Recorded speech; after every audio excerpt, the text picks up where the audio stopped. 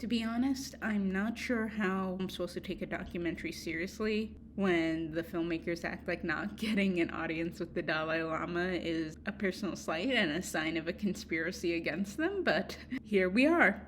I'm not going to defend the Dalai Lama as a religious or spiritual leader because, like every other dude in power, he's done some shady stuff.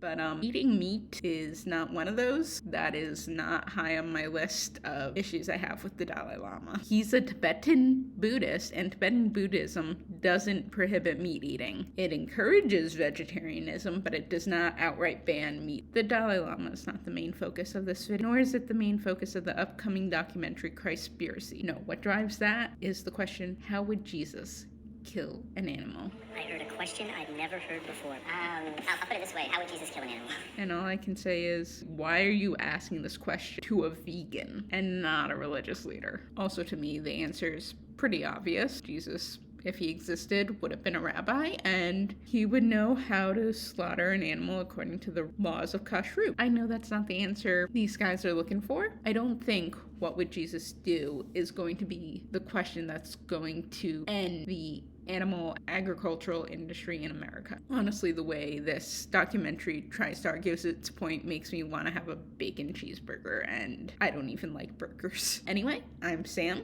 This is Chamber of Spoilers, where we talk about Judaism, pop culture, and other nonsense. And today we're discussing the newest movie by Kip Anderson, Christspiracy.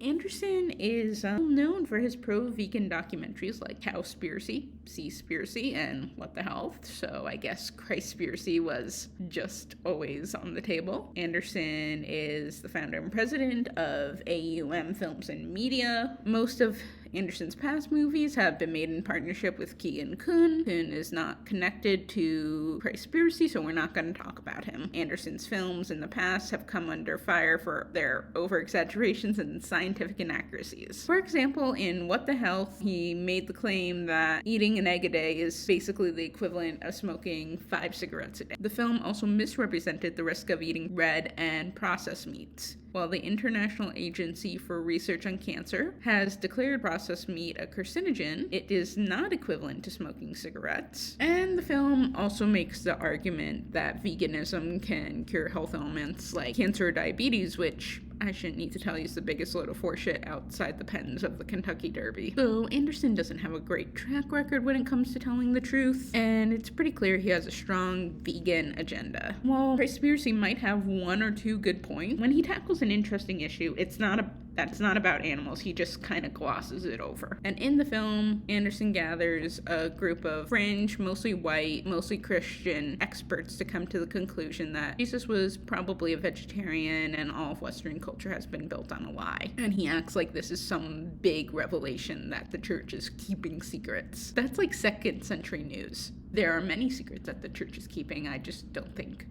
vegetarian Jesus is one of the big ones. The fact that Anderson tries to tie in the meat and dairy industry into the framework of oppression, and that's inherently linked to issues like sexism and racism, doesn't sit right with me.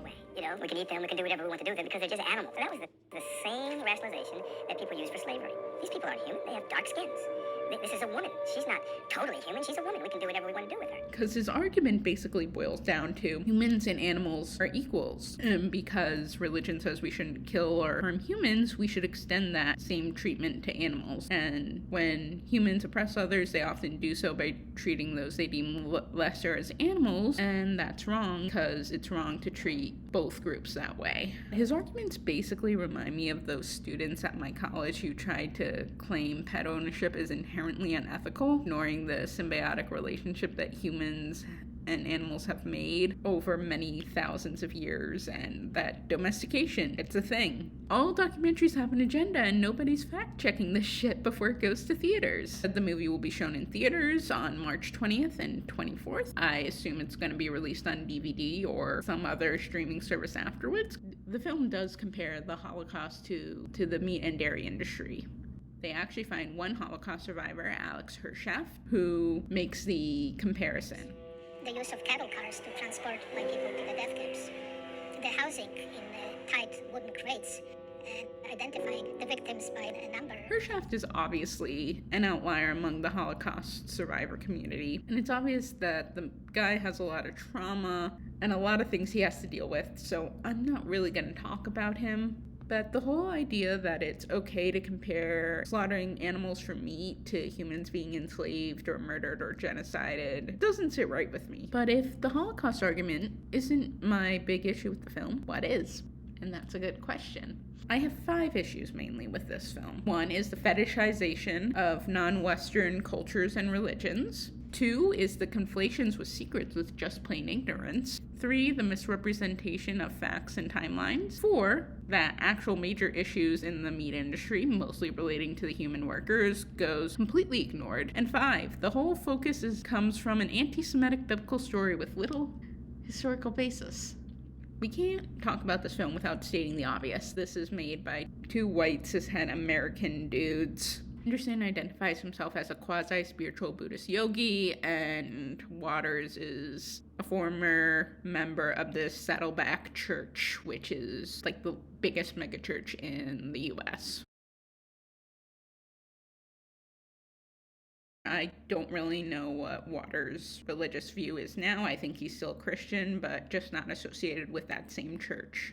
A lot of the people, particularly the Hindu and Buddhist spiritual leaders that Anderson and Waters talk to throughout this film, are white. These people include Alex Bruce, an Australian Buddhist monk, the author Will Tuttle, author and yogi Sharon Gannon, and her husband David Light. The film did talk to the deceased Buddhist monk Kelsang Gyatso and the Indian author Acharai Prashant. As you can see, it's mainly white people's views on Eastern cultures and religion. Obviously, that's a very limited perspective. Anderson and Waters seem to be under the impression that there's something about Eastern religion that is more spiritual and pure than Abrahamic religion. They seem to be under the impression that Hindus and Buddhists skew meat almost entirely because they also have the idea of thou shalt not kill, and a lot of practitioners do tend to also believe that applies to animals, but it's not something that everyone believes in. There's a lot of Buddhists and Hindus out there, and to think that every single one believes the same exact thing and follows the same exact rules is ridiculous. And neither Hinduism or Buddhism ban the consumption of meat wholesale. Many adherents of both religions are vegetarian, but many are not. It all depends on how they interpret the scriptures. And that seems to horrify Waters and Anderson for reasons I don't know, that these poor brown people who they thought were so spiritually eat meat when their religion say thou shalt not kill. And I find it also hilarious that they thought that it was a secret that the Dalai Lama consumes meat. I can understand not being aware of it or assuming that he is a vegetarian, but it's been public knowledge since 1999. It's not common knowledge, but it's right out there in public if you Google it. But I also think that Anderson should have known this already, considering the fact that he considers himself a Buddhist. And though I consider myself a quasi-spiritual Buddhist yogi because I love crystals, sacred geometry, did yoga a few times a week, and carried a picture of the Dalai Lama in my wallet, I think you should know, the meals your leader eats. It just seems a lot like Anderson and Waters were making a lot of assumptions about stuff and then being surprised when they were wrong, which is the height of white privilege. It doesn't mean there's a conspiracy at hand. It just means you didn't know something. And Anderson and Waters are just not what I'd call expert researchers. They just assume if they don't know something that it must be some sort of deep, dark secret. Waters, for example, visits the Noah's Ark Museum, which has a buffet, and that buffet contains meat. This is in spite of the Bible and the museum saying that prior to the events of the Ark, Noah and the human race were vegetarian. And then things got even more interesting when I was on tour in the South and stopped by to document the Noah's Ark Museum, where I found out that Noah, like Daniel, was also vegetarian, which was a surprise. And he seems surprised because he thinks it's hypocritical of them to serve this huge buffet of the many animals that Noah saved, Noah was this lover of animals. I don't think Noah was a particular animal lover. Wasn't it just God decided, okay, you're the least bad of all the humans, so you and your family can survive this and save all the animals. He was just listening to God.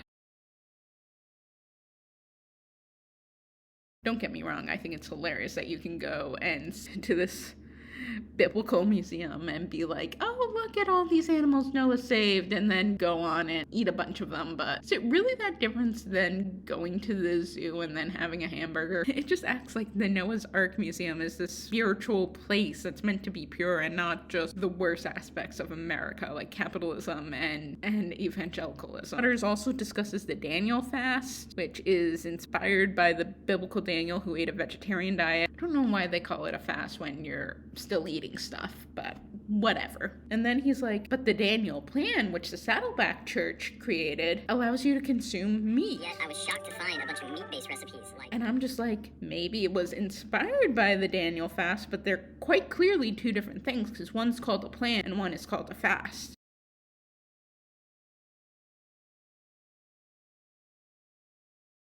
The Daniel Plan is not just about diet. The website says the Daniel Plan is a groundbreaking healthy lifestyle program founded on biblical principles and focused on the essentials: faith, food, fitness, focus, and friends. The idea apparently came from the Saddleback pastor who realized he was getting out of shape after an afternoon of baptizing people, and so he enlisted the help of a bunch of doctors, including Dr. Oz, to create a plan for the church to follow. Waters gets further scared or confused when he finds out that the Saddleback Church, which he was a member of, has ties to Chick-fil-A. And I get if you kind of like grew up in that and followed the church, like you might think they can do no wrong, but to me, I guess it's kind of like, yeah, if you belong to the second largest church, of course they're going to be connected to the largest Christian food chain.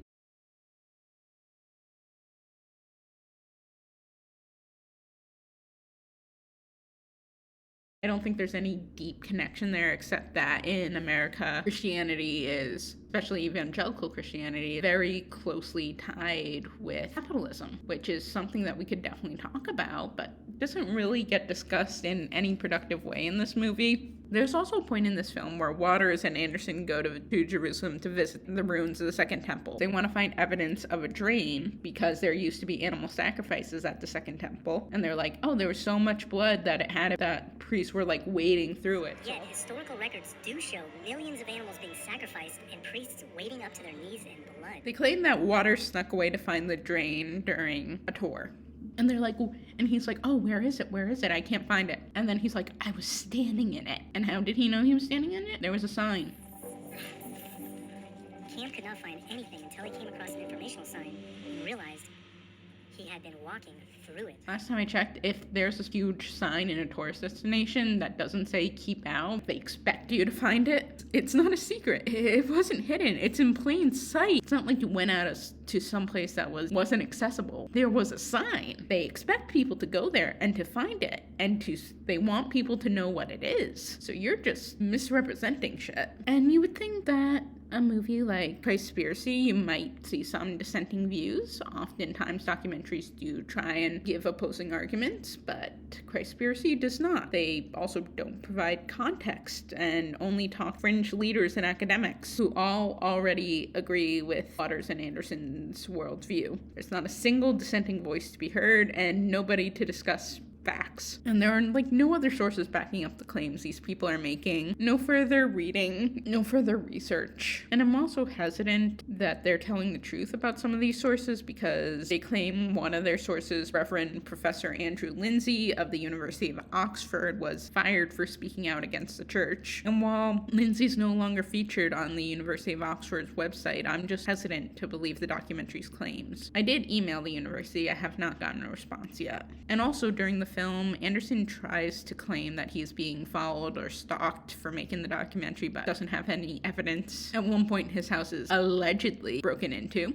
but nothing of value was taken, which is suspicious because he said this camera bag with $10,000 worth of equipment was found 2 blocks away. So something of value was taken. $10,000 worth of equipment is a lot of equipment. This is what I come home to. My place has been completely pillaged, ransacked, everything has gone through, yet nothing is taken. They even purposely put things like the virtual reality goggles, expensive equipment, phone, saying that, hey, we're not here to steal anything, we're here to try to scare you. My camera bag, $10,000 worth of equipment, was found 2 blocks away. I just came to my van here. It's been broken into, but nothing of value was taken. The only thing they took were my memory cards. He did not say what was on the memory cards. That's all conflicting information, and it seems very suspicious that someone would break into a home, mess it up, take the camera equipment, but leave it 2 blocks away, and not, like, grab any valuables like his VR headset. You take the memory cards, that I understand, but he still made this documentary and doesn't say what was on the memory card, so it couldn't have been anything too much to get in his way. He found the camera bag and doesn't say whether the equipment was damaged or not, so I'm assuming it wasn't. I think he's just straight up lying. I do believe an industry's trying to sabotage whistleblowers. I just don't believe it in this case. Do I think the meat industry has beef with this dude? Yes. I think he's kind of exaggerating or making it up for the camera. Hey, Editing Sam here. Obviously, wearing a different shirt, different lighting. I wanted to just continue with this part because it came up with a really interesting development. In the film, after the house and the car get robbed, they go to what they identify as a private investigator. I immediately followed up with a private investigator we hired. Then and identify him as Ryan Shapiro. One, a little weird that they would identify a private investigator. Then I noticed, oh, look at that little, identifying name tag thing. It identifies Ryan as working for the company Property of the People. So, I do what any good journalist does, and I Google Ryan Shapiro, Property of the People.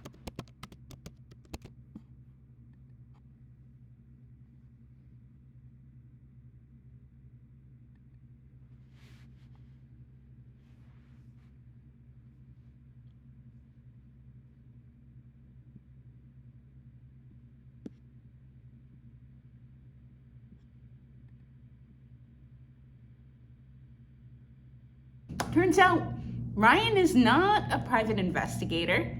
He's the co-founder of Property for the People and the country's foremost expert on FOIA, the Freedom of Information Act. So I get a little curious, even more so, and I email him, and surprisingly enough, he responds, and he's like, oh, I wasn't aware that that's how I was going to be identified in the film. Can you tell me more? And I did. I'm waiting on a reply to that. But also what the film neglects to mention is that Shapiro is also an animal rights activist. This information can be found on his website, Wikipedia. And I believe he might be a vegan. And that's important because, once again, Anderson and Waters are only interviewing vegan, vegetarian, animal rights activists. It is heavily biased. This is propaganda. They also misrepresent the timeline of events a lot. There's one point where they try and film themselves attempting to get an appointment with the Dalai Lama, just walk straight in and get an interview right then and there. But he refused an interview. It's watermarked 2013. Now, the movie could have taken them 10 years to make, but the website says they were traveling around the world for 5 years. Doesn't specify which 5 years those were. But I'm suspicious because they also make the claim that soon after they visited the Dalai Lama, he put out a statement saying it was okay to eat dead animals. Just after, though, he made an official statement that said, it's all right to have meat of dead animals that's not slaughtered. They make it seem as though he made that statement, right after they visited him as they were flying home. They show the article. What they do not show is that article was published in 2017, 4 years after the date marked on that video. The math isn't mathin'. They're purposely misrepresenting the timeline. I don't know when anything in this film is happening. They present it as though everything's happening in chronological order, but I don't buy it. The film also tries to argue that prior to the agricultural and animal husbandry, humans just didn't kill animals. How did this link between religion and killing animals even begin? We had to go back, way back, to where this all began.